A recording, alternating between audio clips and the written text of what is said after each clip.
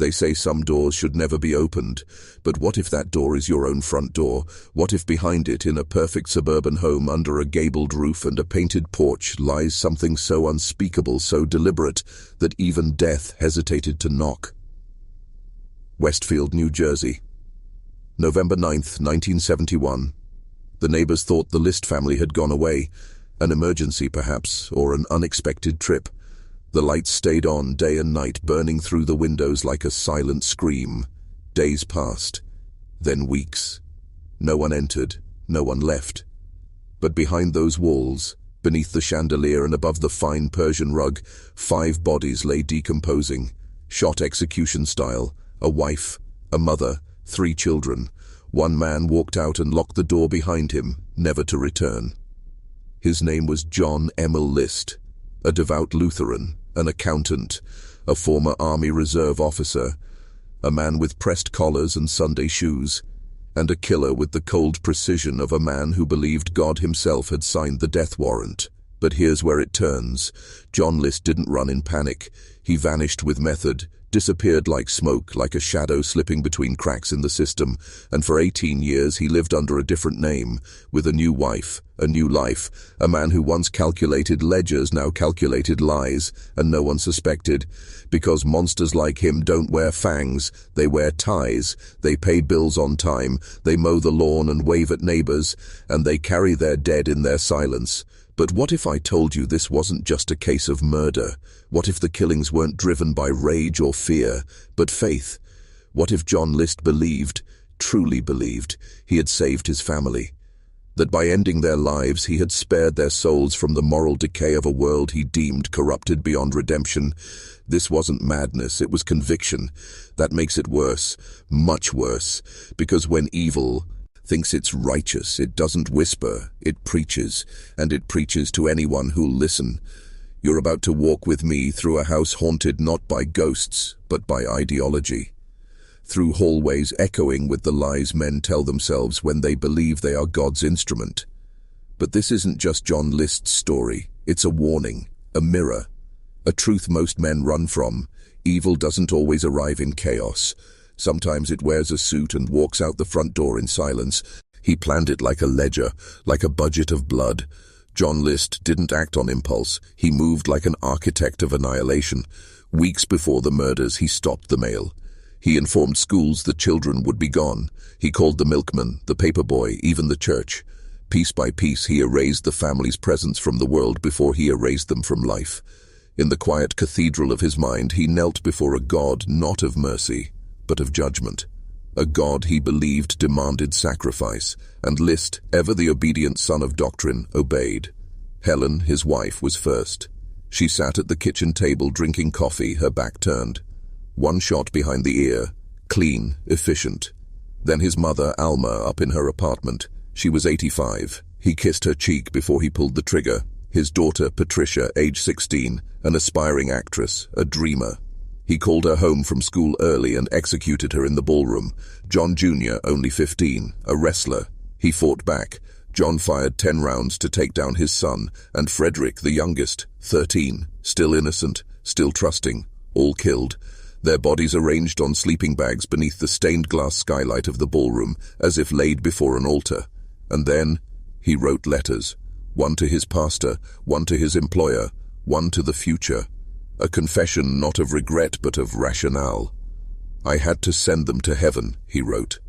I couldn't risk them losing their souls. These are not the words of a lunatic. These are the cold, chilling hymns of a man possessed by belief, of someone so intoxicated by moral certainty he saw mercy in murder. But listen closely, because here's where it slithers deeper. John List didn't just vanish into the night. He drove to JFK Airport, left his car there, and boarded no flight. He used the airport as camouflage, then disappeared into the American landscape. For years, no trace, no arrest, no sightings, just an empty house with rotting corpses and a pipe organ still echoing silent hymns. Police were baffled, psychologists unsettled, the nation horrified. But for List, this wasn't escape, it was rebirth. And isn't that the darkest thought? That in America you can become someone else if you're just meticulous enough? He wasn't hiding in the shadows, he was hiding in plain sight, and that is where true evil lives. For 18 years he breathed freedom while his family decayed in the silence he left behind. 18 winters, 18 Christmases. While news anchors whispered his name like a curse and cold case detectives aged into retirement, John List became Robert Peter Clark. New social security number, new glasses, new fingerprints, metaphorically of course, but physically nothing changed. He didn't even alter his face. That was the arrogance of it. He believed he didn't need to. He moved to Denver, married a widow, joined the Lutheran Church, and worked as an accountant again. He passed background checks, he shook hands, he laughed at neighborhood barbecues, all while carrying the weight of 5 corpses in his soul and never flinching. Understand this. John List didn't think he had done anything wrong. He saw himself as a man who made the hardest decision a father could ever make, a man who saw the world around him, drugs, sexual revolution, the decline of morality, and thought better dead than damned. That's what makes it monstrous. He didn't run from guilt, he ran from interruption, and no one saw through the disguise because it wasn't a disguise. It was a mask made of middle-class virtue. And here's where the strings pull tighter. In 1989, America's Most Wanted aired a segment on the Unsolved List family murders. The producers commissioned a forensic sculptor to build a clay bust of what John List might look like, aged nearly 2 decades. High cheekbones, the same deep-set eyes, a conservative haircut, and the glasses, always the glasses. The model was uncanny, terrifyingly accurate. And across the country, a woman watching TV in Virginia turned pale. "That looks like Bob Clark," she whispered. Her ex-husband, her former life. She called the tip line. Authorities moved in, and after 18 years of silence, the truth was waiting in a modest suburban home. Again. He answered, word the door calmly. Denied everything. But the past has fingerprints, and when they matched, he finally said the words, "I am John Emil List." No breakdown. No rage, just a cold breath of resignation. As if this too was part of the plan. But why did it take so long? How could a man responsible for such a meticulous massacre walk among us, unnoticed, unpunished, unrepentant? Maybe the real question is darker. How many others are walking among us right now, hidden by smiles, covered in Sunday clothes, carrying unspeakable truths behind ordinary eyes? Keep watching. We're only just beginning. They asked him in court, why? Why kill your children, your wife, your own mother, and then vanish like smoke in a storm? His answer was colder than any bullet he ever fired. "I didn't want them to live in poverty," he said. "I wanted them to be with God." He said it like a man reciting a grocery list, not a confession. But listen to that again, carefully. He wasn't trying to save them from physical pain. He wasn't afraid of foreclosure or bankruptcy. What he feared, what truly terrified John List, was moral decay. A world where his daughter might act on stage, where his sons might be corrupted by popular culture, where his wife, once devout, had stopped attending church. He saw a spiritual plague, and he chose to be its cure. That is the psychology of righteous murder. That is the mind of a man who confuses judgment for mercy. And when he wrote his 5-page letter to his pastor after the murders, it read less like a confession and more like a theological thesis. He believed he was chosen, that he had been handed a divine responsibility. What kind of doctrine breeds that thinking? What institution raises men to kill and call it salvation?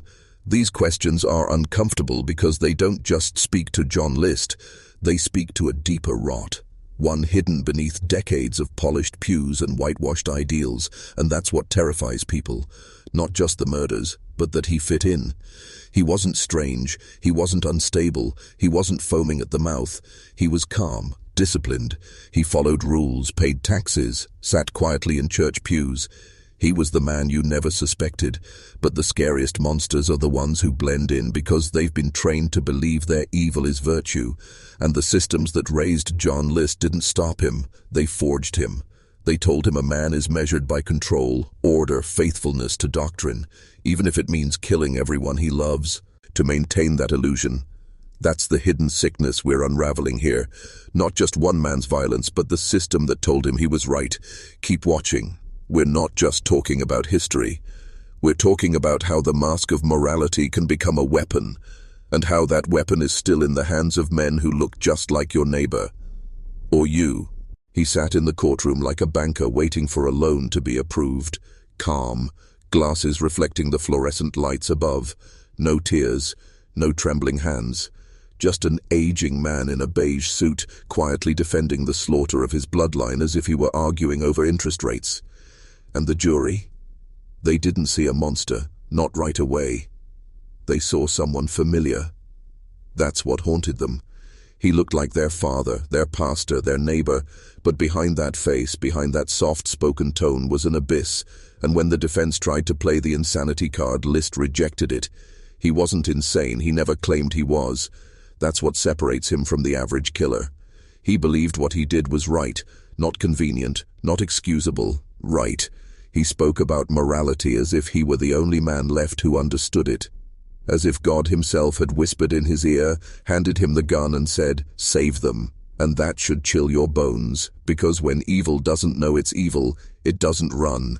It sits at the table, says grace, and loads the weapon. But here's what the media never told you. John List wasn't the first, nor the last. All across history there have been men who cloaked slaughter in the robes of salvation, fathers who killed for ideology, husbands who murdered to preserve honor, cult leaders, inquisitors, patriarchs, and every time the justification was the same. They had to die so I could remain righteous. This is more than a crime story. It's a ritual, a pattern, and List followed it like scripture. You think this is just about one family in 1971? It's not. This is about control, about obedience, about the slow, quiet indoctrination of men into thinking that sacrifice is strength, that emotion is weakness, that domination is duty. It starts in pulpits, in classrooms, in locker rooms, in board meetings, and it ends with bodies laid out in rows beneath skylights, beneath flags, beneath silence. You think John List is gone? No, he's a symbol now, a whisper in the mind of every man told that his value lies in control. But there's more, much more. Comment below. I see the door. I choose to enter. Then write it again. I see the door. I choose to enter. This is your passage. This is your reckoning. Keep going. You're not just learning about history. You're confronting the part of yourself that's been asleep. The mansion where it happened still stands, though few speak of it now, a silent monument to an invisible war that played out behind lace curtains and classical music, but the house wasn't haunted by ghosts. No, what lingered there was far worse, ideology fossilized into drywall, a belief system so rigid, so calcified, that it turned a father into an executioner. You could walk through that house today and still feel it. The ballroom, once echoing with music and laughter, now just a hollow chamber where 5 bodies were laid like sacrifices on an altar. The organ still sits there, dust-choked keys, untouched for decades. It was John List's pride. He would play hymns after dinner, the same ones he likely heard in his head as he pulled the trigger. This wasn't about poverty, that was the camouflage. The real reason was spiritual elitism. He didn't think his family could survive the moral collapse he saw infecting the world, so he made a final decision for them. He took their agency, their future, their voice. In his mind, he had the right. That's what makes this story a black mirror, because every society has a John List lurking in its shadows, men who think their belief gives them dominion. And what allowed him to live undetected for nearly 2 decades wasn't just a new name, it was a system that rewarded his mimicry. He knew how to blend into the latticework of suburban piety. He knew what to say, how to nod, how to seem harmless. But he wasn't harmless. He was the system's most perfect creation. A man who followed every rule until he rewrote them in blood. So ask yourself, what is it that creates such men? What institutions engineer this kind of righteousness? What doctrines teach obedience so absolute that it drowns empathy? Look deeper than religion, deeper than law, deeper than culture. It's about control. The machinery of civilization depends on men who believe they must enforce order at any cost. John List was just one who followed the script to its logical, brutal conclusion. And the scariest part, he wasn't broken. He was functioning exactly as designed. This isn't true crime, this is true reflection. Keep watching, the descent isn't over. You've only taken your first step into the doctrine of shadows. There's something you need to understand, something few are willing to say out loud. John List didn't just kill his family, he performed a ritual. Every movement was methodical, deliberate, and symbolic. He didn't flee in chaos, he exited with ceremony. He turned off the lights in each room one by one like closing chapters. He lined the bodies beneath the stained glass skylight in the ballroom, a grotesque parody of resurrection. He left music playing through the intercom system, a requiem on repeat, looping through the house for days until the bodies began to rot. This was not panic, this was liturgy, and it begs the question, where does a man learn to make murder sacred? Not from madness, from structure, from repetition, from systems that tell him what is right, what is wrong, and what is worth sacrificing. He was taught to fear moral failure more than death, taught that salvation required obedience, even if it meant annihilation. And while the media painted him as a religious fanatic, the truth runs deeper. He wasn't a fringe believer. He was the product of a culture that values image over emotion, silence over vulnerability, control over compassion. You see, in every generation, men are told, protect your family at all costs. Be the provider, be the guardian. But no one asks, what happens when that script turns black, when protection becomes domination, when love becomes control, when God becomes an excuse? That's what John List represents. Not just a father-turned-killer, but a reflection of every institution that sanctifies power without introspection. And still, decades later, his story remains a blueprint, hidden but present. Every time a man ignores his child's voice in the name of discipline, every time control is praised as strength, every time silence is mistaken for stability, we repeat echoes of the same darkness. He was not an anomaly. He was a warning. A prophecy carved in flesh and glass and fire. And here's the most haunting part. He almost got away with it forever. If it weren't for a clay sculpture, a television broadcast, and one woman who recognized the man she once loved, John List might have died as Robert Clark, buried in a church cemetery, remembered as a good man. That is how thin the veil truly is. One name, one story, one slip, and behind it, the abyss. Keep watching. We've barely scratched the surface of what hides beneath the American mask. They say justice was served, that when John List was finally captured, tried, and sentenced to 5 consecutive life terms, the scales were balanced.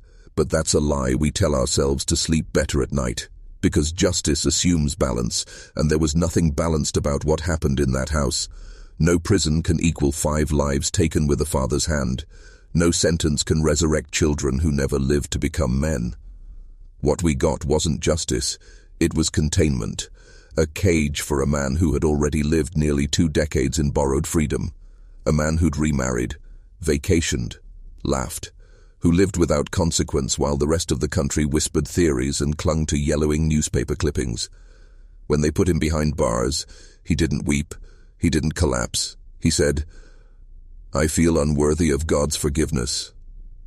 But listen to that carefully. It still wasn't regret. It was entitlement to redemption. He believed God could forgive him, and that was enough. He didn't ask for the world's forgiveness. He didn't believe he needed it. That's the horror of true belief. It protects its own narrative. It wraps the believer in an armor of righteousness that no logic can pierce. But here's the deeper fracture. John List died in prison in 2008, alone, nameless. His second wife had divorced him. His old congregation had long forgotten. His children never saw adulthood. His home had been destroyed by fire years earlier. There was nothing left of what he tried to preserve, only ashes. That's the paradox of control. The tighter you cling, the faster it crumbles. He killed to save his legacy, and in doing so, he erased it. But still, his story lingers like a specter. Why? Because it reveals something many fear to admit, that evil doesn't always come with red flags. Sometimes it comes with folded hands and a clean shave. Sometimes it tucks children in at night and prays with them before bed. And then one day it locks the door and decides to play God. We look at monsters like John List and think, I could never become that. But history doesn't repeat, it rhymes. And his rhyme isn't finished. Because for every man raised to worship order without question, to serve doctrine without self-awareness, to guard image over truth, there is a shadow waiting, watching, preparing. You're here now, watching this, hearing this, and something in you recognizes that shadow. Don't look away. You've already stepped into the dark. What if I told you John List was never truly alone? That the architecture of his mind, the precision, the moral absolutism, the spiritual pride, was not born in isolation but mirrored in men across centuries. He was part of something older than suburbia, a lineage of quiet zealots, fathers, priests, kings, and commanders who believed they were ordained to decide who deserves to live and who must be sacrificed for the greater good. Look closer, through history's blood-smeared lens, and you'll see echoes of List in Salem, where women were hanged because a minister's word held more weight than reason. You'll see him in Inquisitors who watched flames devour heretics and whispered that it was holy fire. You'll see him in cult leaders who handed out poison in paper cups, and in generals who bombed villages and called it peace. John List didn't create the script. He followed it. Perfectly. And we created the theater. We built the pews. We wrote the hymns. We taught boys that manhood means control and obedience and silence. And when those same boys grow up and carry that silence like a weapon, we act surprised. But deep down, we know. That's what terrifies people about this story. Not just the murders, not the deception, but the realization that John List was disturbingly normal. He was every father who confused structure with love, every man who thought financial failure made him a moral failure, every husband who saw his family not as people, but as a reflection of his success or shame. And when his world cracked, he didn't ask for help. He drew the curtain, turned off the lights, and pulled the trigger 5 times. You see, List wasn't running from the law. He was running from humiliation, from imperfection, from the collapse of the image he worshipped more than the God he claimed to serve. And that image, polished, righteous, untouchable, is still alive, on screens, in sermons, in locker room talk and boardroom policies, the doctrine of silence, the liturgy of control. It's still shaping men, and that's why John List matters, not because of what he did, but because of what he reveals. He is the quiet scream buried inside every man who was told to never cry, never break, never fail. But every suppressed crack eventually splits open, and when it does, sometimes it takes a family, a nation, or a generation with it. You're watching this because something in you already knows. Keep going. The doors ahead only get darker. There's a moment, right before the fall, when a man convinces himself he's saving everyone. That's the most dangerous lie ever told, because once you believe your pain is divine purpose, you can justify anything, even murder, especially murder. John List didn't just plan a crime. He authored a gospel of destruction, and he wrote it in the language of duty, responsibility, godliness. But do you know what haunts me most? It's not the sound of the gunshots. It's the silence that followed, the deafening, orchestrated silence. He left music playing on the house intercom to mask the scent of death. He penned notes to schools and employers to delay concern. He stopped the mail, the milk, the newspaper, every step carefully choreographed to buy time, not for escape, but for erasure. John List didn't flee in fear. He walked into a new identity with the confidence of a man who believed his actions were justified by heaven itself. And while his family decayed under stained glass, he built a new life, brick by brick, lie by lie. He even rejoined a Lutheran church under the name Robert Clark, resuming worship, partaking in communion, shaking hands with pastors who never knew the blood he'd shed in the name of salvation. How many Sundays did he sit in a pew and nod at sermons about forgiveness, all while knowing 5 coffins waited in his shadow? But here's the truth we rarely face. John List didn't feel like a criminal because our world is built to shelter men like him. He had the perfect mask, white, educated, middle class, religious. That trifecta is society's camouflage. How many other monsters wear it today? Your co-worker, your neighbor, the man behind you in line at the bank. Evil doesn't always wear fangs. Sometimes it wears a tie, smiles politely, and remembers your birthday. And that's the terror you feel creeping in now, isn't it? That if a man like List could disappear into Erica for 18 years, so could others. Maybe some already have. Maybe some are watching this with you. Or maybe it's something in you, a shadow you've ignored. We've crossed the threshold now. The doctrine of safety is broken. The lights are off. The hymn has stopped. What remains is raw, unfiltered truth. And it's far from over. Keep watching. Because the deeper you descend, the more you realize this isn't just about one man. It's about all of us. Let me ask you something no one dares to say out loud. What if John List had never been caught? What if that sculpture hadn't been made? What if that episode of America's Most Wanted never aired? He would have died an old man in a quiet town, buried under a false name, eulogized by pastors who never knew the real man behind the mask. His new wife would have wept, oblivious. His neighbors would have shaken their heads, remembering Bob Clark as a kind, disciplined, God-fearing man. And the truth, the slaughter, the betrayal, the darkness would have rotted in a shallow grave, sealed by time and silence. This is the part that chills the soul. The system didn't catch him. A television show did. Entertainment became justice. And that means the institutions meant to protect us, the law, the church, the community, failed. For 18 years they failed. Because they never saw through the disguise. They never looked deeper than the suit, the smile, the scripture. You think that failure is rare? No. It's standard. Because the systems we trust aren't built to detect men like List. They're built to protect them. Think about it. He had the profile of perfection. Ex-military, accountant, churchgoer, family man. He was the American ideal. And in that illusion he became invisible. Because our culture doesn't reward truth. It rewards appearances. We don't ask what hides beneath the surface. We applaud the surface and move on. And so, for nearly 2 decades, the devil sat in Sunday service balancing checkbooks and holding hands, while his children decomposed in the memory he buried. This is what makes the story viral, not just its horror but its relevance. Because this isn't just 1971, it's now, right now. The names are different, the tools are different, but the masks, still the same. Men still vanish behind illusions, families still break in silence, churches still preach without list. Meaning. And justice? It's still stumbling in the dark, waiting for someone to flip on a light. But you're not in the dark anymore. You've seen behind the curtain. You've tasted the truth, and once you've tasted it, you never go back. Keep going. There are still secrets buried beneath the floorboards of this history, still echoes in the walls, and one final door waiting to be opened. Are you ready to turn the handle? There's a reason we're drawn to this story, not just the murder, but the myth. John List is more than a killer. He's a blueprint, a case study in how evil can be ordinary, predictable, hidden in routine.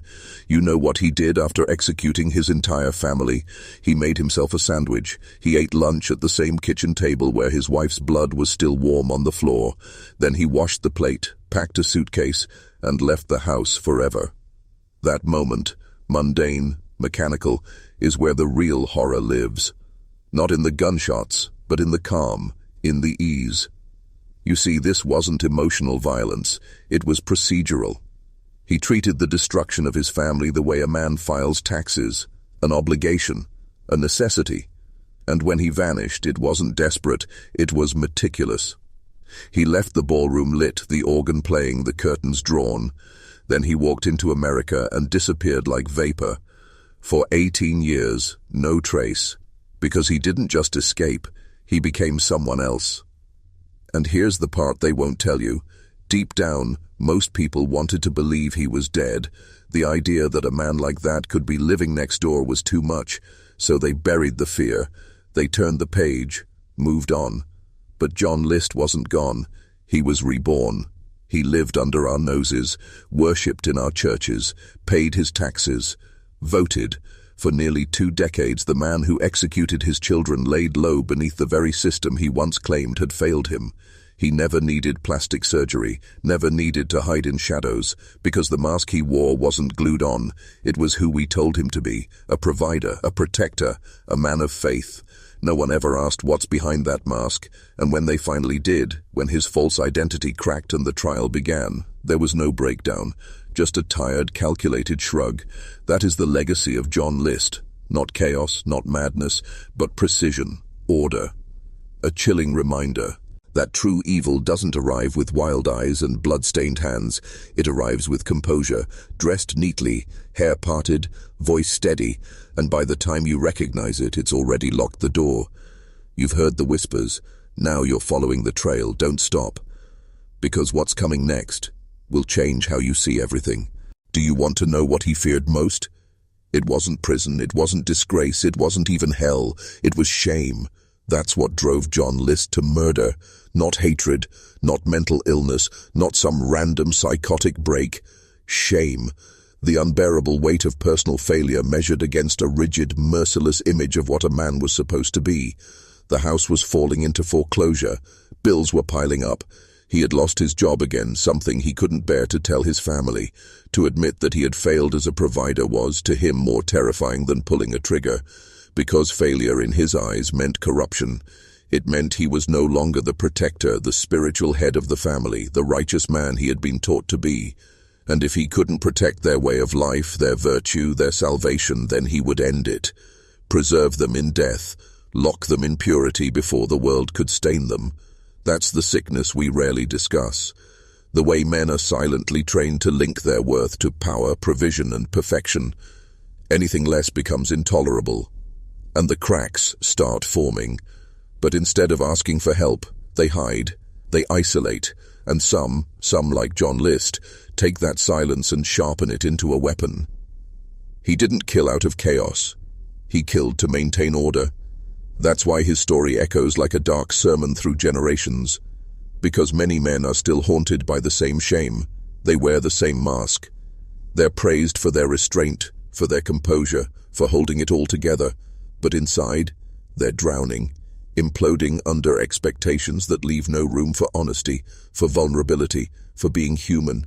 And when they break, they don't always lash out in public. Sometimes, like List, they smile quietly and make plans in secret, plans that feel to them like deliverance.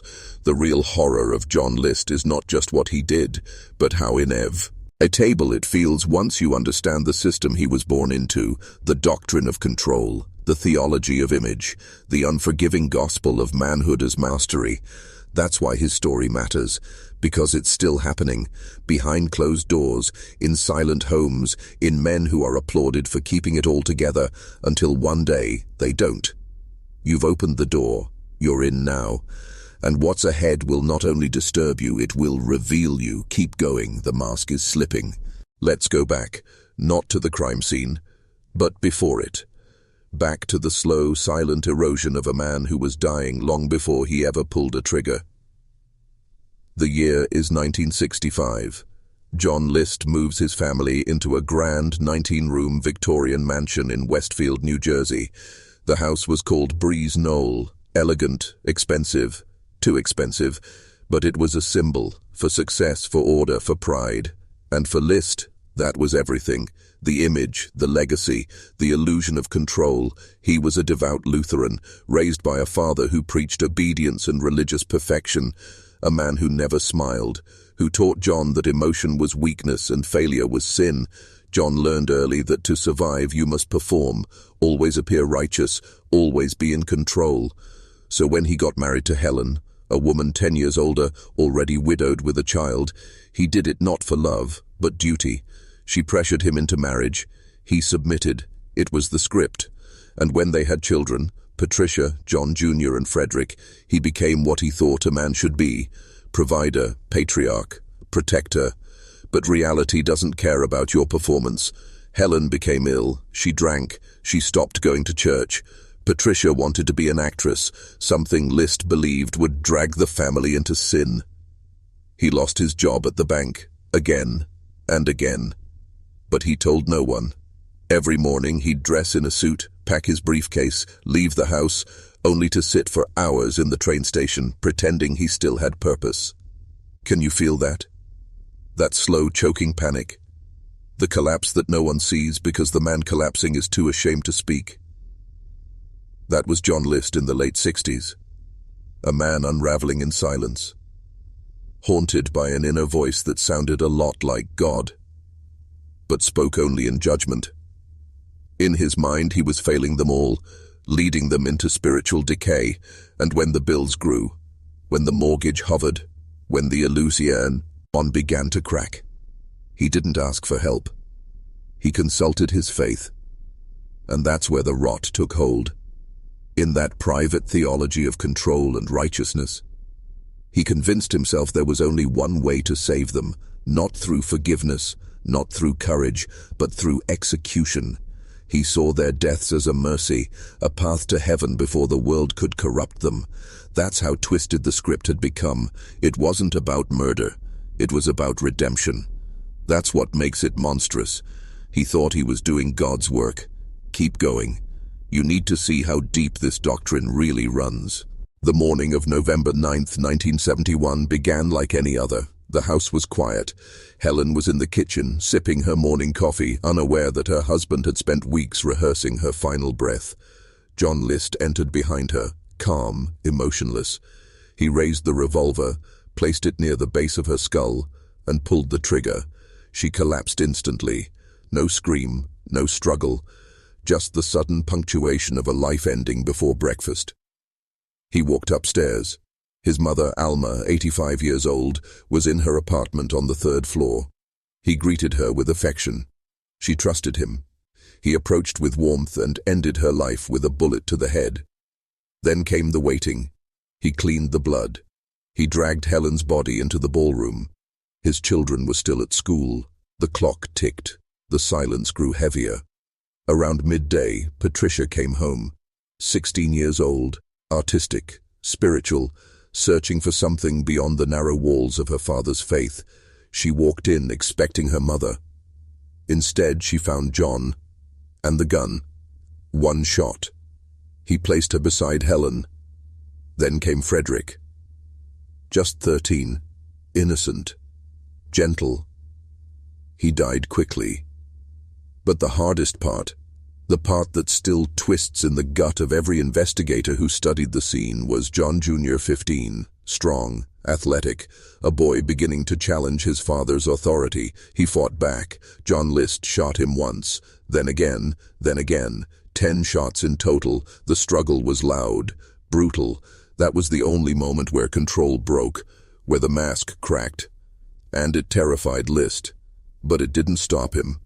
He lined their bodies in the ballroom on sleeping bags, as if preparing them for a funeral only he would attend. Then he made himself lunch, sat at the table, ate, cleaned, called the school to explain the children would be out of town for a while, wrote 5 letters, one to his pastor explaining that he had sent them to God, another to his employer detailing his financial ruin. He even wrote a note requesting that his bodies be buried under his real name.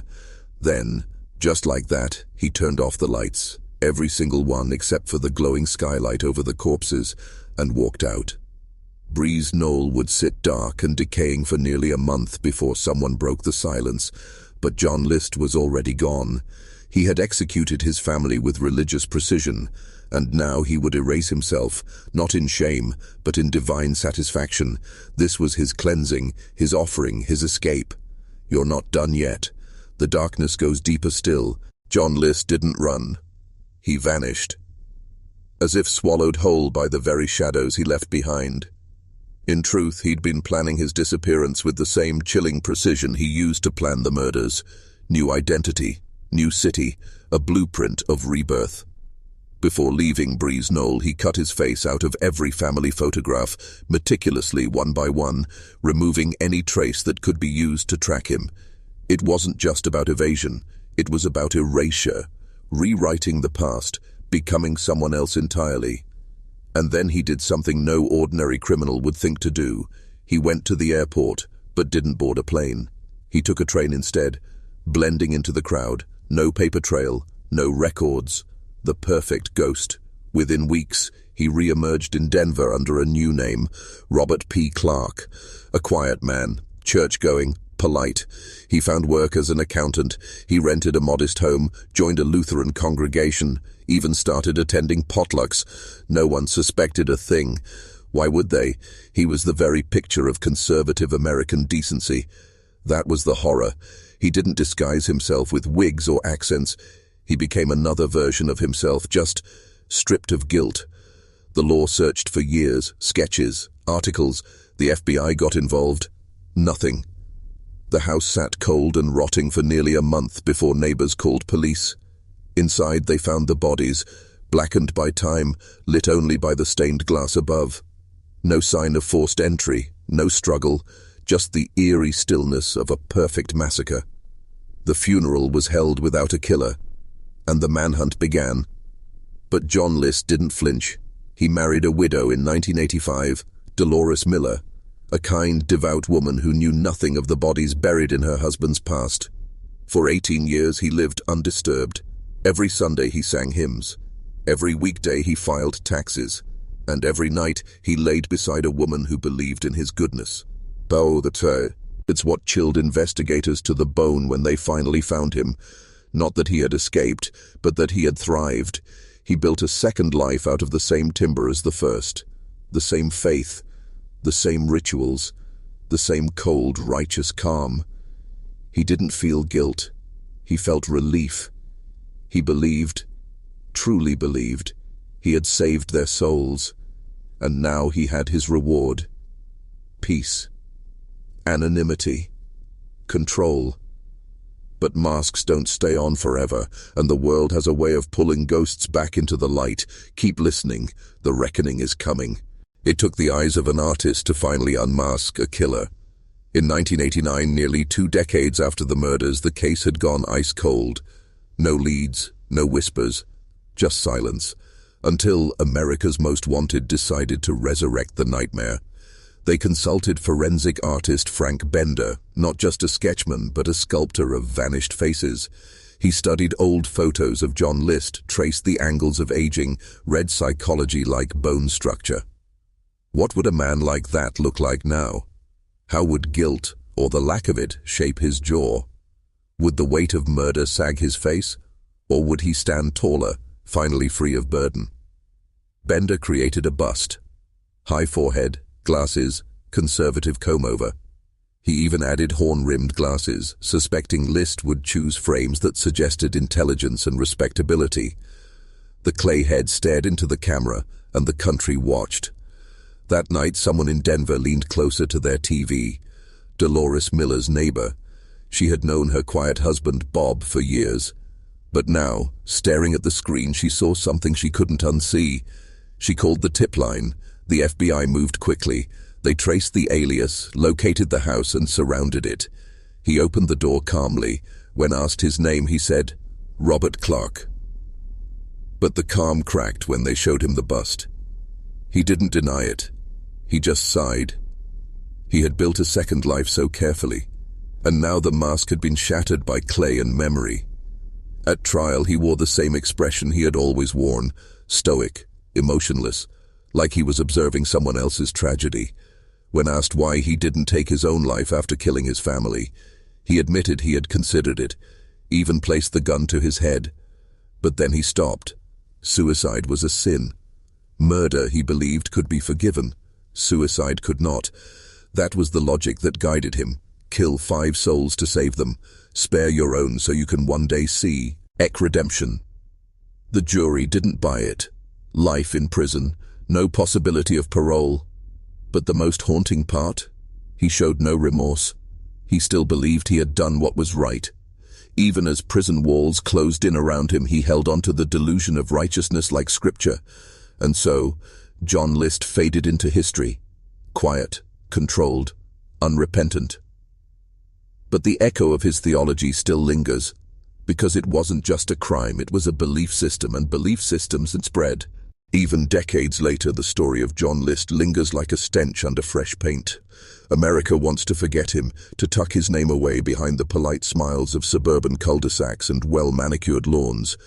But something about List keeps clawing its way back, because he didn't just commit murder, he exposed something, a weakness, a crack in the perfect portrait of American life. A reminder that evil doesn't come wearing horns, it comes wearing a tie. It says grace at dinner, it kisses its children goodnight. It shows up to church on Sunday and smiles at the usher. John List was a devout Lutheran, a Sunday school teacher, a father. The kind of man you'd trust with your keys, your children, your soul. And that's what made him so dangerous. Not the blood, the belief. He believed with such precision that he transformed murder into ministry. He looked his children in the eye and decided their souls were safer in death than in the world. That's not just delusion, that's doctrine. Warped, yes, but coherent. And that's what disturbs the deepest parts of us. Because if he could do it, quietly, rationally, without rage, how many others are walking among us, convinced their mission is divine? That their obedience to belief, political, religious, personal, is so pure, it justifies devastation. John List wasn't hiding in shadows. He was hiding in plain sight, in grocery store lines, in pews, in PTA meetings. And when he was caught, there were no wild-eyed breakdowns, just the same eerie calm, as if the world had caught him in the wrong, not the other way around. He said he was sorry, but never in the way that mattered. It was more of a regret that the world didn't understand, that people didn't see the sacrifice. And that mindset, that cold, clinical rationalization of evil, has echoed across history. In cult leaders, in dictators, in systems that grind lives into ideology and call it justice. John List's house may be gone, but what he revealed still stands, a blueprint of how a man under pressure can become something else, something colder, something ancient, and it begs a darker question, one that claws at the edge of every man's soul. If he could justify it under the right beliefs, the right strain, the right desperation, could you? Keep going. We're not out of the dark yet. Now imagine this. It's 1971 again. The autumn leaves crackle like brittle paper on the ground outside Breeze Knoll. The house is silent, too silent. Inside, John List moves like a priest preparing for communion. Each step is rehearsed, calculated. He wears a suit and tie, not for vanity, but for ritual. This isn't a crime in his mind, it's a sacrament. First, he approaches his wife, Helen. She's seated at the breakfast table. She barely has time to look up. A single bullet to the head. No rage, no shouting, just clinical execution. She slumps over, lifeless, into her oatmeal. He drags her body to the ballroom, covers her with a cloth. Next, he walks upstairs. His mother, Alma, is in her room, devout, elderly, weak. She hears the footsteps. She asks what the noise was downstairs. Nothing, he says, just fixing something. Then he raises the revolver. She doesn't even have time to scream. One shot to the eye, she collapses where she stood. But he doesn't move her. She's too heavy, he later said, too old. She stays there, alone. Then, he waits. He goes back downstairs, cleans up, plays music. He's not frantic. He's calm, like he's preparing the stage for something sacred. Patricia, his daughter, comes home next. She loved drama, loved the stage. She once said she wanted to be an actress. He couldn't allow that. She was straying. Corrupting herself, he said. As she sets down her books, he pulls the trigger. Another shot. Another drag to the ballroom. Then Frederick, his youngest son, walks in, barely 13. He's holding his school books. John shoots him too, but something happens. Frederick doesn't die instantly. He gasps, twitches, looks up. So John fires again, and again, and again, until the boy stops moving. Blood splatters the polished wood floor. Still, no emotion, only ritual. He lines their bodies in the ballroom like sacred offerings, places the family photo album near them. Then he writes 5 letters, one to his pastor, one to the school, one to his employer, and then he disappears. Just like that. Fades into history. like he was never there. But the horror he left behind wasn't just death. It was the realization that a man could destroy his entire world with grace in his posture and God on his lips. Keep listening. The abyss gets deeper from here. He didn't run in panic. He didn't flee like a hunted animal. John List vanished with the slow precision of a man who'd rehearsed every second of it. After executing his family, he cleaned the crime scene, not to erase evidence but to preserve order, to keep the image of control. He turned on all the lights in the house, set the thermostat down low to slow decomposition, and left classical music echoing through the empty halls. Bach, mostly. Sacred music. The soundtrack to slaughter. Then he cut himself out of photographs. Every single one, like a ghost severing his own image from memory. And when that was done, he walked out the front door, locked it behind him, and became someone else. Over the next few weeks, neighbors grew suspicious. The lights never turned off. The mail piled up. The family dog barked, then went silent. But it took nearly a month before police forced their way in and found the bodies arranged like offerings beneath the stained glass skylight. By then, John List was already gone. He'd taken a train out of New Jersey and disappeared into the folds of America, just another middle-aged man in a suit. For the next 18 years, he built a new identity brick by brick. He changed his name to Robert Clark, took accounting jobs, attended church, even remarried. People described him as kind, soft-spoken, a man of faith. His new wife never suspected a thing. But here's what makes it darker. He wasn't hiding in caves. He wasn't off-grid. He was in Denver, then Virginia, filling out tax forms, shaking hands, holding barbecues, all while the FBI searched, all while his face was on wanted posters. He lived in plain sight because he knew no one would look for a killer in a man so calm. And he was right. For nearly 2 decades he moved among us, like a virus with a handshake, and America, it forgot. Breeze Knoll was gone, his family buried. The news cycle moved on, but he didn't forget. He never truly changed. He simply adapted. And that's the part most men miss. The monster doesn't hide in the shadows. It adapts to the light. It learns to smile, to blend, to kneel in church pews. And all the while, it watches, patiently, waiting for the next moment when belief becomes justification. And justification becomes blood. Keep going. You haven't seen the end yet. By the time the 1990s rolled in, John List had mastered the art of being invisible, not by hiding but by fitting in so perfectly that no one would ever think to look beneath the surface. In Midlothian, Virginia, Bob Clark was just another polite churchgoer, an accountant with a quiet demeanor, a man who brought donuts to prayer meetings and never raised his voice. But there's a reason they say the devil wears a suit. He didn't avoid detection by accident. He manipulated it. He studied how to act normal. He watched how people spoke, what they expected of a man like him, and gave them exactly what they wanted. He controlled the narrative every day of his new life. And still, deep in his mind, he justified it all, not just the murders, the rebirth. He believed he was chosen to start over, that God had forgiven him, that he was walking the path of redemption. But it was a lie, a cold, crafted delusion. And eventually, time began to catch up. In 1989, America's Most Wanted aired a segment on the unsolved Westfield murders. For the first time, they showed a clay bust, a forensic sculpture predicting what John List might look like after 18 years. It was uncanny. Sculpted by Frank Bender, a man who understood not just bone structure, but psychology.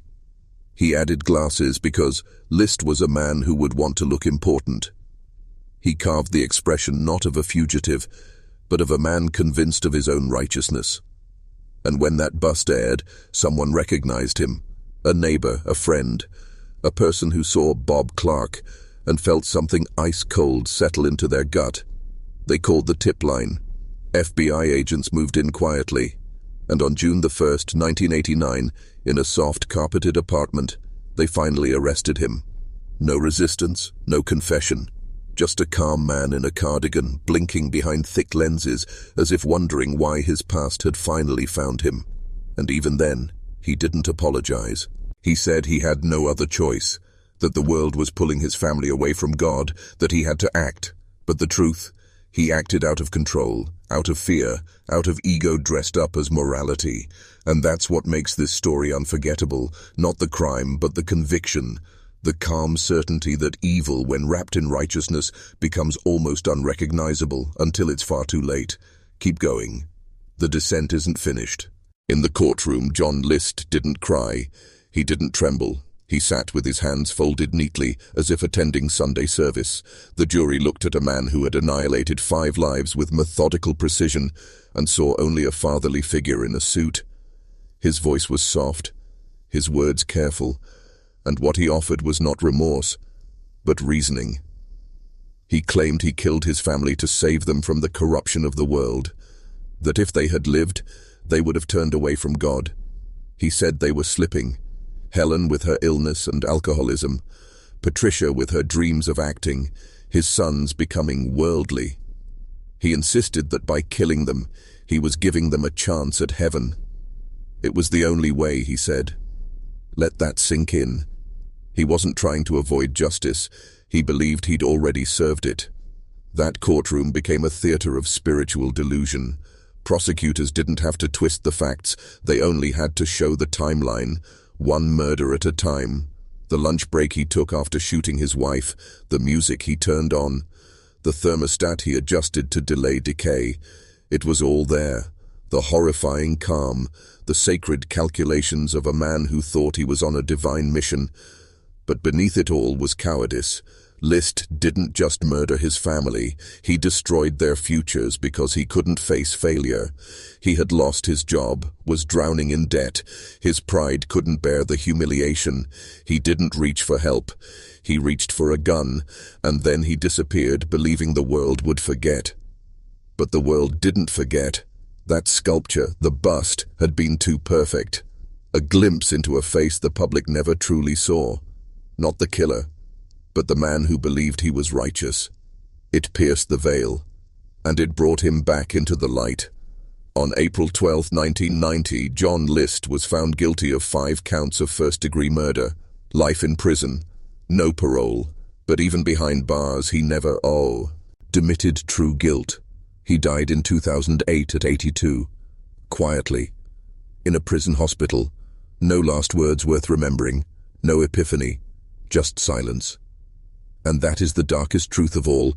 Evil often dies as quietly as it lives, not with fire, but with a whisper. Keep listening, because the real rot isn't in one man's soul, it's in what he revealed about all of us. The horror of John List isn't confined to the murders, it echoes in the silence that followed, in how a man could walk away from the annihilation of his bloodline and still be embraced by a new community. Think about that. For 18 years, no one saw the monster beneath the sweater vest, not his co-workers, not his church, not even his second wife. Because he was never the cliché villain, he was something far more terrifying, normal. And this is where the sickness seeps into society. We're taught to look for chaos, for rage, for red flags screaming in the wind. But John List was a master of calm. He didn't yell, he didn't beat, he didn't drink or gamble. He prayed, balanced books, smiled at strangers, and one by one he lined up the people he claimed to love, and executed them like an accountant settling debts. You have to understand the weight of that. The murders weren't impulsive, they were scheduled. He planned them over weeks, practiced, waited, ordered the guns by mail, studied train routes, researched new names. He even wrote a 5-page confession letter to his pastor, rationalizing it all in calm, methodical prose. And then, he vanished. Which begs the question, how many more are out there? Not just killers, but men with masks so complete they could walk into your life tomorrow and smile as they shake your hand, while burying unspeakable things behind their eyes. Breeze Knoll, the mansion where it happened, was later burned to the ground in a mysterious fire. No one knows who started it. Maybe to cleanse, maybe to erase. But fire doesn't destroy memory, and it doesn't burn away the deeper infection. John List's story reminds us that evil doesn't always shout. Sometimes it whispers Bible verses. Sometimes it teaches Sunday school. Sometimes it wears a tie and kisses its children on the forehead before pulling the trigger. And what should haunt you most isn't just had he lived, it's that he blended. That entire years passed with no suspicion, no slip, no cracks. Just another neighbor, another man in line at the bank, another hand raised in prayer. So now, ask yourself how many others walk among us with secrets carved into their silence. How many more lists are hiding behind polite nods and pressed collars? Keep listening. The next truth is one you were never meant to know. There's a darkness beneath suburbia that no one talks about, a kind of spiritual rot that festers behind trimmed hedges and polite hellos. John List didn't come from the shadows, he was the shadow, raised in a home where silence was obedience and fear wore the face of faith. His mother, Alma, lived upstairs in that mansion like a queen in a forgotten tower, devout, controlling, rigid. She passed judgment like scripture, and John obeyed. His childhood was soaked in Lutheran guilt, every mistake a sin, every desire a weakness to be crushed. So when life began to unravel, when he lost his job, when Helen's illness grew, when Patricia wanted freedom, he didn't see it as life-changing. He saw it as judgment, divine punishment. To him, this wasn't a crisis. It was a test, and he believed he had to pass. His solution? Erase the problem. Murder wasn't crime, it was sacrifice. That's the terrifying part. This wasn't rage, it was ritual. He didn't just shoot his family, he staged their deaths, arranged their bodies in sleeping bags in the ballroom under a stained glass ceiling depicting Jesus in the Garden of Gethsemane. The symbolism wasn't accidental, it was a statement. He saw himself not as a killer, but as an instrument of God's will. And the fact that he escaped for 18 years? That's not the anomaly. That's the system working exactly as he understood it. Blend in, be polite, go to church, pay your taxes, and no one will ever look deeper. It worked because it's designed to work. Society rewards masks. We praise the quiet, the composed, the obedient. But inside those shells, how many are screaming? How many men are walking pressure cookers, never taught to express, only to endure, only to pretend, until something snaps? John List didn't just kill his family. He exposed a blueprint. A cold, exact path that any man could follow if pushed hard enough, if twisted young enough, if elated long enough. And maybe that's why this story haunts us. Because for some, it's not unthinkable, it's familiar. A quiet house, a controlling parent, a hidden failure, a desire to fix it all no matter the cost. That's why we keep listening, because part of us wants to believe we'd see the signs, but the truth, we wouldn't. Not unless we already know where to look. Stay close. It gets darker. Now imagine this. You're sitting at the dinner table with your family the same way the List family did for years. The same chairs, same laughter, same rituals. And behind it all, one man sits quietly, calculating, watching, knowing what he's going to do. That's the part that tears through the soul, the knowing. John List didn't snap in a moment. He planned, he prayed, he rehearsed the future without them like a director blocking a play. The murder day wasn't chaos, it was order. He waited until the children were gone to school. He made breakfast, he kissed Helen, and then he put a bullet in her head while she drank coffee. He walked upstairs and shot his mother as she read the paper, his hands calm, his voice even, no screaming, no warnings, just silence and the click of judgment. He dragged their bodies into place, cleaned the blood, made lunch, and waited for the next two. Patricia came home first. She was 17. She wanted to act. She wanted to live in New York. She walked into the house and died before her dreams ever left her throat. Then came Frederick, the youngest, just 13. He was the only one who didn't die instantly. He fought, and List had to shoot him over and over, so many times that it echoed beyond the walls. Even now you can still feel it. And then, John drove to the bank, closed his accounts, mailed letters, turned the lights off one by one. He turned the house cold to preserve the bodies, like preserving a painting. And he vanished. But here's what haunts. He still believed he did the right thing. He believed that this was redemption, that this murder was mercy, and the world let him disappear. Because he didn't look like a monster. He looked like you. Neat, calm, American. He walked into a new life without a flicker of guilt, a life built on the ashes of the ones he loved. And when they caught him, when they dragged him back into history, he never said, "I'm sorry," he said, "I couldn't let them suffer. This is more than true crime. This is a mirror, and the reflection shows something older than sin. The lie that righteousness justifies horror. The lie that order is always good. The lie that the worst monsters wear no masks at all." Stay listening. You're beginning to see. 18 years, that's how long John List walked among the living as if nothing had happened. In Denver, Colorado, under the name Robert P. Clark, he lived in a modest home, attended church regularly, worked as an accountant, and even joined a men's Bible study group. No one knew. No one suspected. That's what makes this story burrow deep into your mind and stay there. He didn't hide in shadows. He stood in the light, smiling, shaking hands, singing hymns. It wasn't the absence of guilt. It was the mastery of it. He had buried his past so deep inside that even he started believing the lie. The double life didn't torment him. It completed him. And then, almost 2 decades later, a miracle of media cracked the illusion.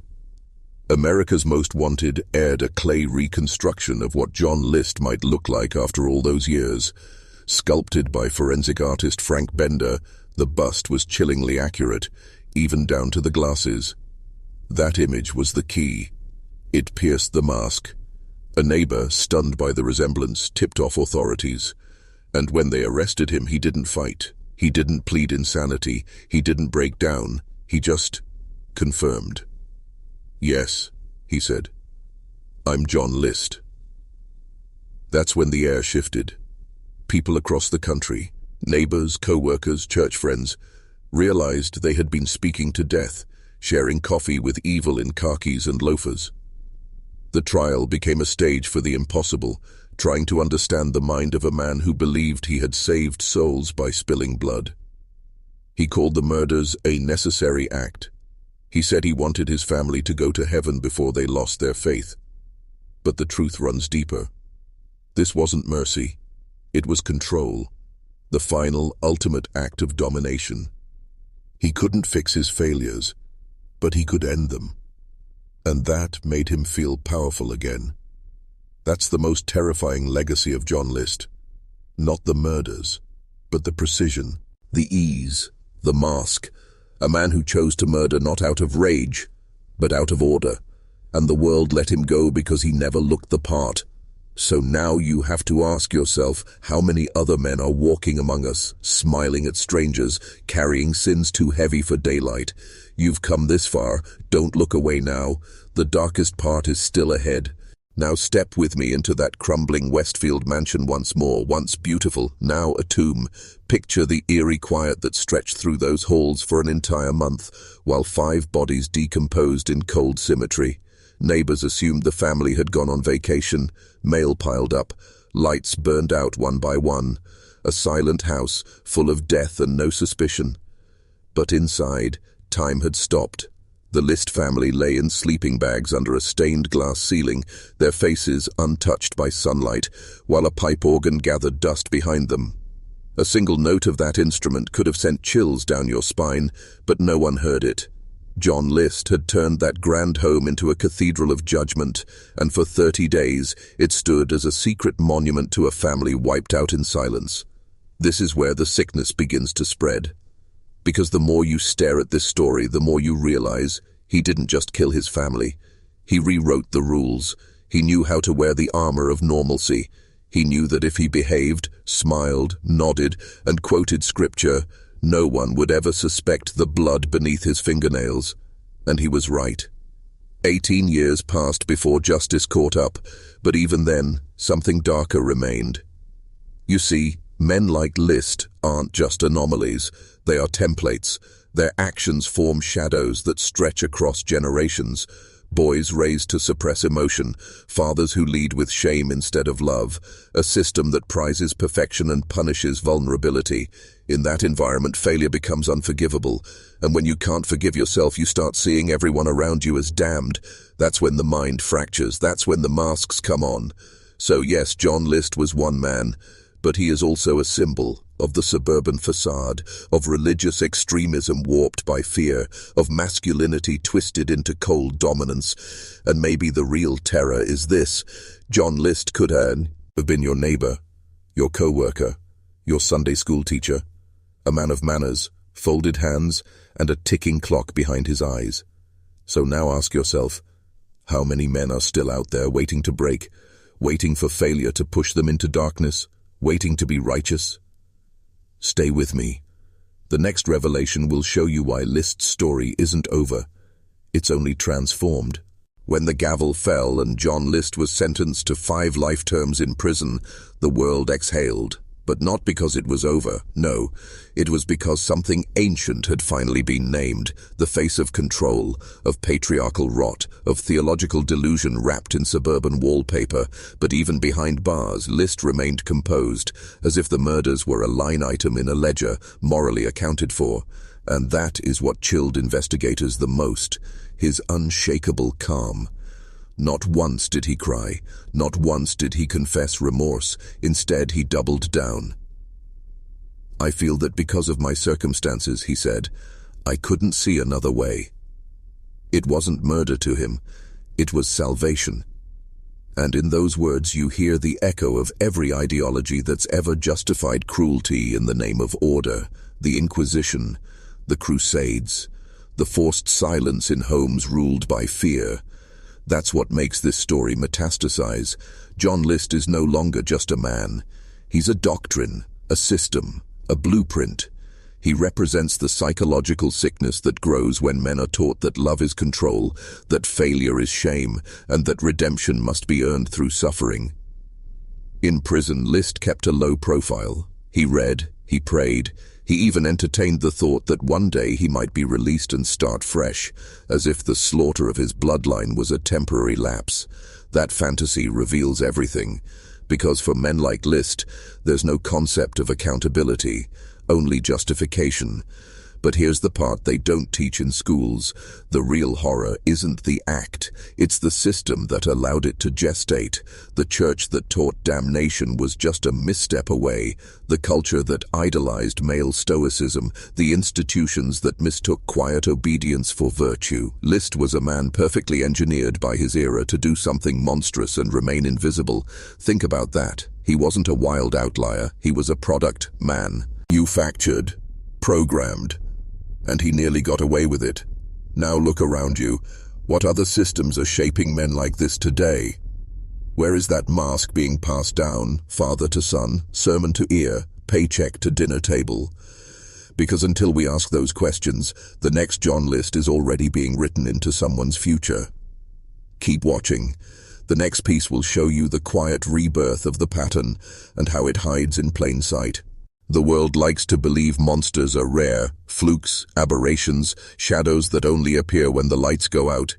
But John List proved something far more disturbing. Monsters can be made, cultivated, polished until they gleam.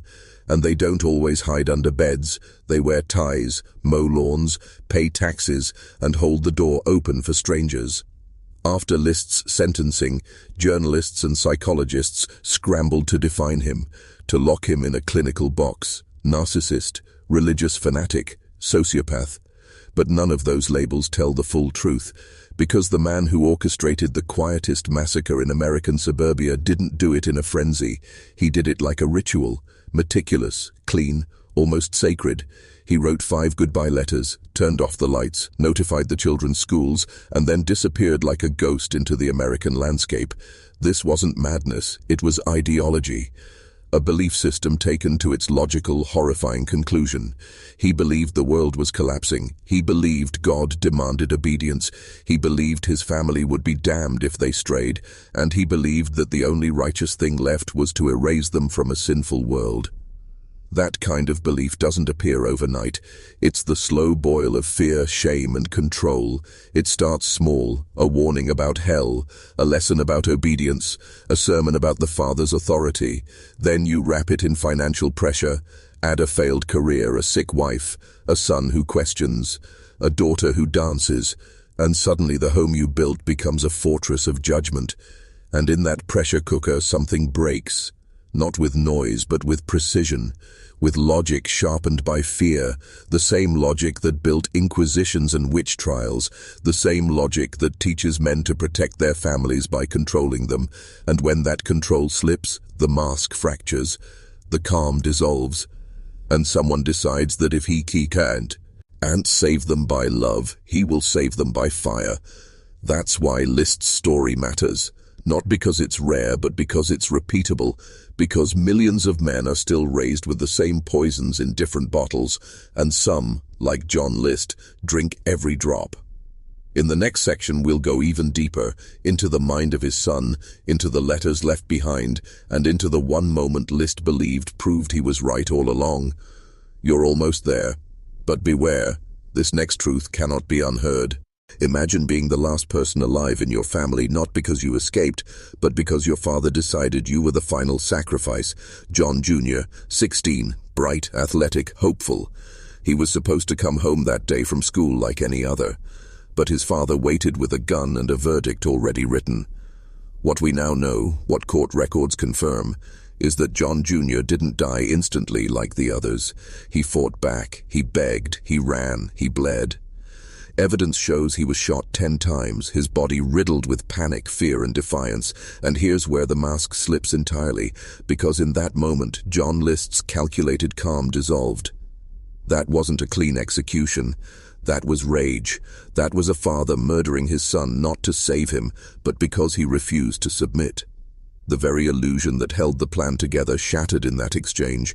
And yet List finished the task, dragged his son's body into the ballroom, laid it beside the others, and cleaned up the blood. Then he sat down and ate a sandwich. A sandwich. That detail haunts everyone who studied this case. After annihilating his entire bloodline, he prepared lunch like a man clocking out from work. That's not detachment, that's entitlement, that's belief in a mission so twisted he couldn't see himself as the villain. And it goes deeper, because List left behind letters. Not confessions, not apologies, explanations. He told his pastor he had to do it, that his family was straying from the faith, that the world was crumbling and he was rescuing them before it was too late. He truly believed that killing his family was an act of love. Think about the psychological machinery required to arrive at that conclusion. Think about how many layers of doctrine, fear, pride, and shame must stack on top of each other before murder becomes mercy. That's the power of belief weaponized. That's what makes this story not just a crime, but a mirror. Because as long as belief is used to justify control, as long as fathers see obedience as righteousness, and as long as love is confused with domination, this story will happen again, in a different house, a different town, a different name. The horror isn't John List, it's what made him possible. And now you've seen it. You've looked directly into the void and found it staring back with clean shoes and folded hands. In the next section, we face the aftermath and the final lesson that still echoes in the shadows of suburbia. By the time the authorities discovered the crime scene, the List mansion was cold, silent, and full of the stench of death that had been politely contained behind closed doors. A neighbor had noticed lights going out one by one over weeks, never all at once. That's how methodical he was. John List wanted the house to die slowly, like a stage darkening after the final act. Inside, Bach's religious music echoed on repeat, playing to a room of corpses. It wasn't just murder, it was theater, a macabre ritual of erasure. He had removed his own face from every family photo, as if erasing his existence would somehow free him from judgment. For 18 years he walked among us, invisible. Denver, Colorado, Richmond, Virginia, Midwestern towns. A new name, Robert Peter Clark. He married another woman, attended church, worked accounting jobs, no suspicion, no justice, just a hollow man in a new skin, hiding behind the very normalcy he once claimed drove him to kill. How did he get caught? Not by confession, but by recognition. America's Most Wanted aired a clay bust, crafted with forensic artistry, aging his face as it might look after 2 decades, and someone recognized him, a former neighbor. That clay model cracked the mask wide open. When he was arrested, he was calm, predictable, emotionless, just like the day he murdered his wife and children. During his trial, he claimed he saw no other way, that bankruptcy would have brought shame, that his family was falling away from the faith, that poverty was worse than death. But what he really feared wasn't God, it was weakness. He couldn't stand the idea of being ordinary. He couldn't let the world see him fail. So he became judge, jury, and executioner in his own domestic courtroom. And the system let him vanish. No one checked on the house for a month. No family member noticed they were gone.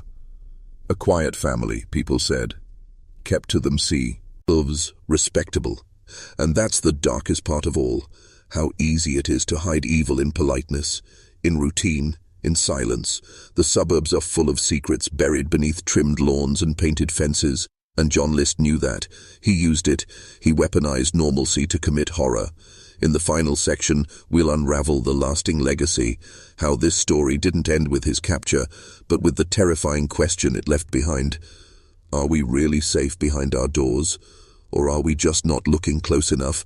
The final image of John List is not one of a madman in chains, but a frail old man in a suit, hands folded, eyes flat, delivering his final words with the same calm he once used to justify annihilation. He died in prison in 2008. No remorse, no breakdown, no redemption arc. Just the end of a man who believed he had done the right thing. But the real horror, the lasting legacy, lives far beyond him. It lurks in the architecture of our homes, our churches, our institutions, in every story where image is more important than truth, where control dresses itself up as love, where obedience is demanded without question. John List lives again. He is not a monster born of chaos. He is a man shaped by doctrine, silence, shame, and fear.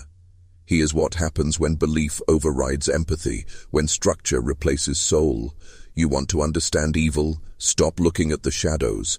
Look at the light it hides behind.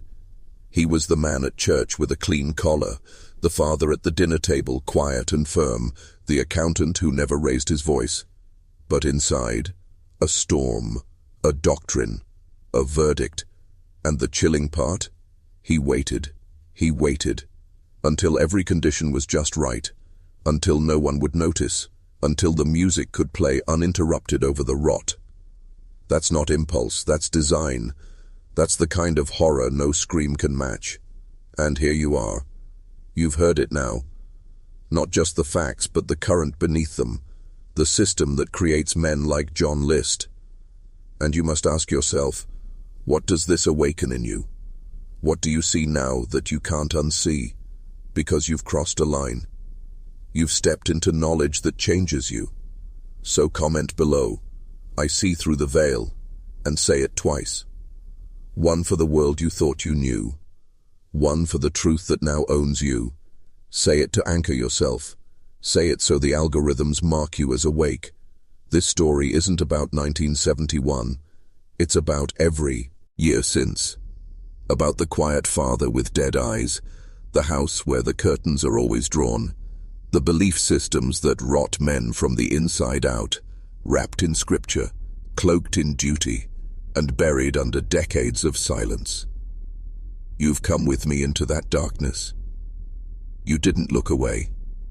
Now take what you've seen and never see the world the same again. Welcome to the hidden history. Welcome to the truth.